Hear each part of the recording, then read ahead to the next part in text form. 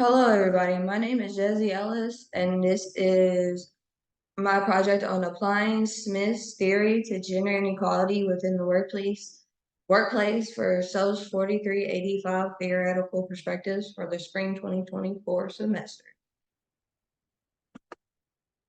An overview of my presentation consists of the insight into Dorothy Smith's theory, an overview of the social problem of gender inequality within the workplace, applying Smith's theory to the social problem of gender inequality, and then finally summing everything up with a conclusion. To start off with Dorothy Smith's standpoint theory, the main focus of her theory is on the experience and perspectives of women in society who face the issues of patriarchy. Smith herself states that any inequality between women and men must always be tied in some way or another to the presence, care, and control of children. She breaks down her theory into two perspectives, a macro level and a micro level. The macro level focuses on the structures of the patriarchy within society, and then the micro level focuses on the experiences of the women, of the everyday experiences of women who live in these societies and face these issues of patriarchy. Women are taught oppression or begin to learn oppression at a very young age through the use of father's tongue. The form of language leads to objectified knowledge being taught to women at a young age and enters them into the relations as either an agent or an object. So that basically means that they enter society as either enforcing the rules of patriarchy that they learn through the father's tongue, they learn father tongue language through interactions, media, entertainment, and many other forms. But basically, they either become agents and enforce this patriarchal views, or they become objects and have the views forced upon them. And they basically are just living in society. And also she includes that with the reflective inquiry, it basically means that explicing like the practices of father's tongue enables us to become aware of how in deploying them we participate in the relations of ruling. So basically that means like through the uses of father's tongue and the media and interactions, we basically enforce the rules of patriarchy and keep the same policies and things going on.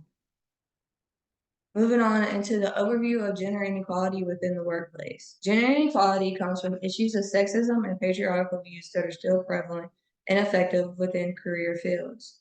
Examples of this are being overlooked for higher positions, receiving less pay for the same jobs, and overall the treatment of women within these workplaces. There is an idea that men are supposed to pay the bills while women work on child-related activities and household chores that leads to the issues of proven masculinity and power over women. This leaves many women with issues such as poverty and dependent on a man for necessities. So this ideology basically keeps women in lower paying positions, like stated below.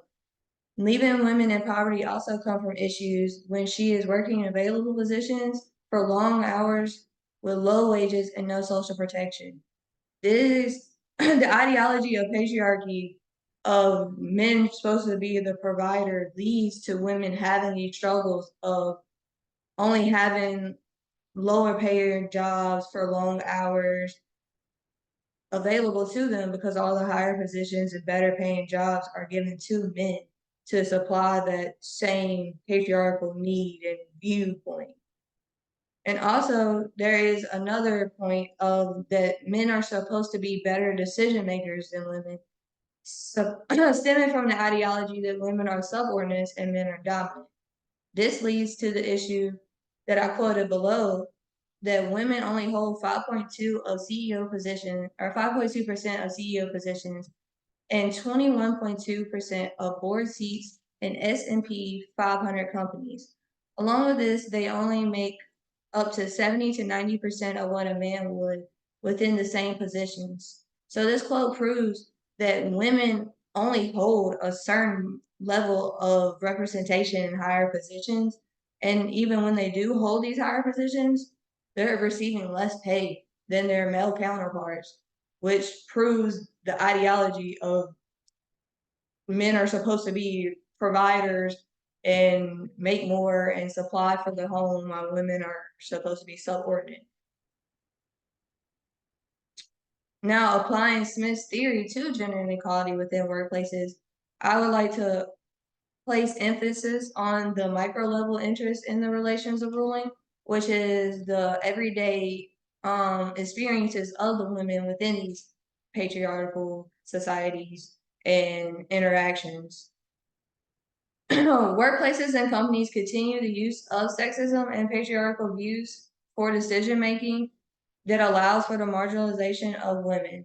And this can tie into the reflective inquiry of how we continue to allow these practices and decision-making policies of where men get better paying positions and better positions overall, allowing for the continuance of the patriarchy within these workplaces to continue and basically leaving women in the same position of being subordinates to men for many, many years.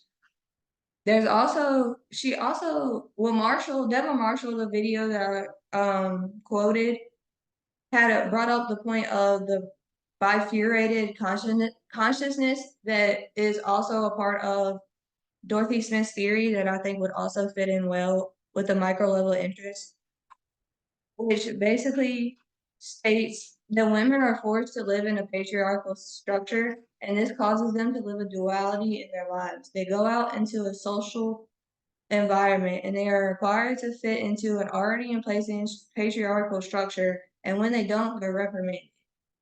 So this basically means that when women go into life, they have to automatically fit into these structures, and you're basically enforced to fit into these structures through the policies and through the uses of father's tongue. At a young age, you learn to fit into the structure so you don't get reprimanded for being different or trying to step outside the box per se.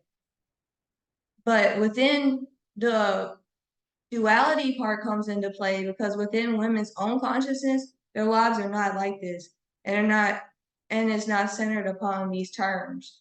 So for women, basically, they don't realize how strong the patriarchal structure is. We just live every day as we're living until something happens, and then you actually realize the struggle of women throughout the patriarchal societies,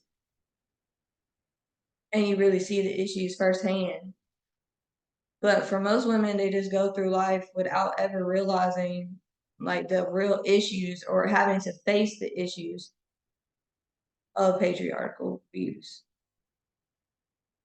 And finally, to sum up and go into my conclusion, throughout the presentation, I introduced the standpoint theory of Dorothy Smith, an overview of the social problem of gender inequality within the workplace, and then applied the theory to the social problem. By looking into Dorothy Smith's theory and acknowledging how issues of patriarchy start at a young age for women, hopefully we can begin to change this by starting, because everything starts at the home. When you stop using the use of father tongue language with your children at a young age, and teach them that equality is something that they should strive for and in place and within their own lives, and make sure that when they go and interact with other women or interact with other men, that they're strong enough to know that they're equal and that they should enforce this upon their other friends and continue the idea that equality is something that is needed, and with equality, life would be better because everyone wouldn't have this constant battle of fighting to be equal and to have the same rights and to have the same pay and the same representation that we constantly see many minorities and women and everybody fighting for constantly. And also in placing different ideologies into our women, into our children that women are equal and not subordinate to men can diminish the strong patriarchal views for the newer generation, creating an equal ideology within society and can lead to ending more issues like the growth in violence against women also.